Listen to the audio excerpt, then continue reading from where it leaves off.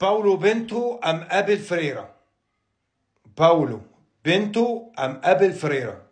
تقول لي فيها يا ابو علي دي تعويذه دي ولا ايه؟ اقول لك لا، مش تعويذه ولا حاجه.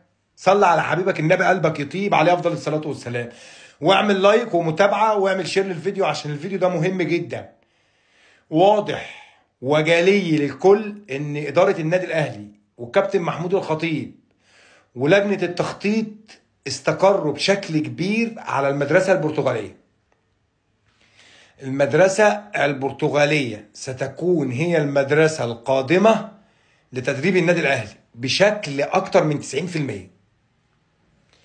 طيب ابل فريرا صعب شويه، وخلينا اديك نبذه عن ابل فريرا. ابل فريرا مدرب بالميراس البرازيلي، وحدث ولا حرج، ارقام استثنائيه.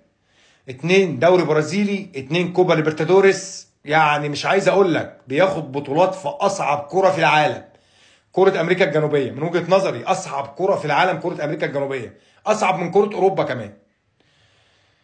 بس ابل فريرا عنده مشكلتين. المشكله الاولانيه واللي هي موجوده في باولو بينتو برضو، ان هو راتبه هيكون حراق 4 مليون دولار في الموسم. يعني من الاخر هتعتبر نفسك جبت مهاجم عالمي وبتديله 4 مليون دولار في الموسم.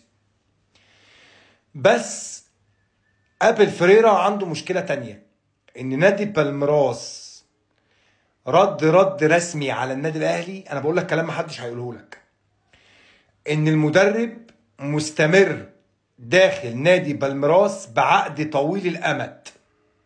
والمشكله مش في كده بس، المشكله ان في شرط جزائي حراق، في شرط جزائي 5 مليون دولار في عقده.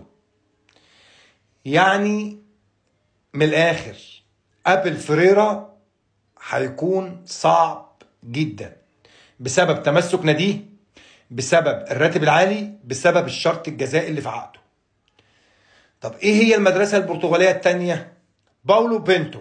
باولو بينتو، يعني اديك نبذة برضو عن باولو بينتو. باولو بينتو كان مدرب لسبورتنج لشبونة، تأهل مع منتخب البرتغال او تأهل بمنتخب البرتغال لقبل نهائي اليورو، كأس الامم الاوروبية.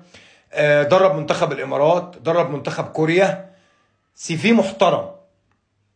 طيب السي في المحترم ده راتبه قد ايه؟ حراق 4 مليون دولار. ولكن واضح وجلي للكل ان لجنه التخطيط وكابتن محمود الخطيب واداره النادي الاهلي استقروا على المدرسه البرتغاليه.